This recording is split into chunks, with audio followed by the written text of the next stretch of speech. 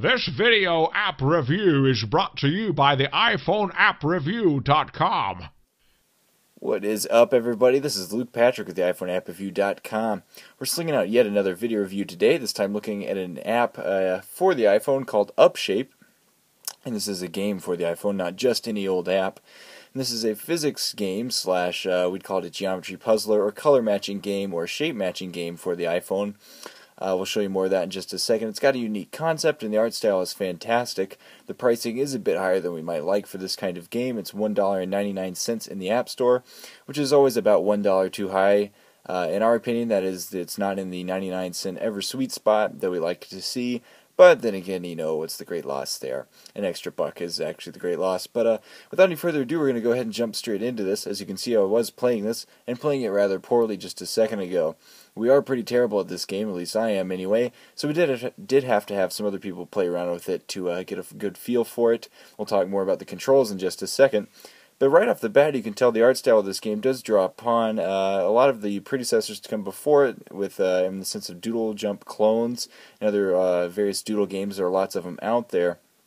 So with that in mind, it's got a pretty fantastic art style. We really like the hand-drawn feel. The atmosphere is engaging, and it's just a neat face for the app.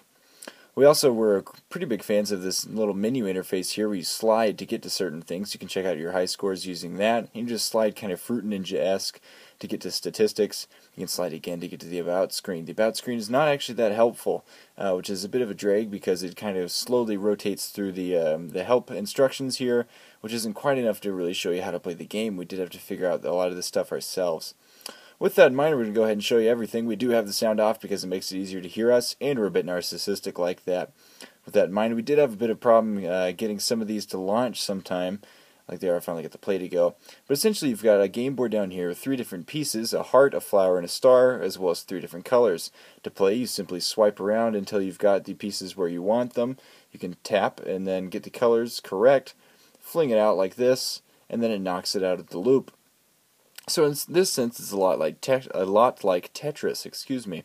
It's also a lot like other physics puzzlers, like Angry Birds, even in that sense of where you're flicking things around and you're tapping wildly to rearrange the bits. So more like a puzzler than anything else, but then again, still a very unique concept and one that's rather hard to peg.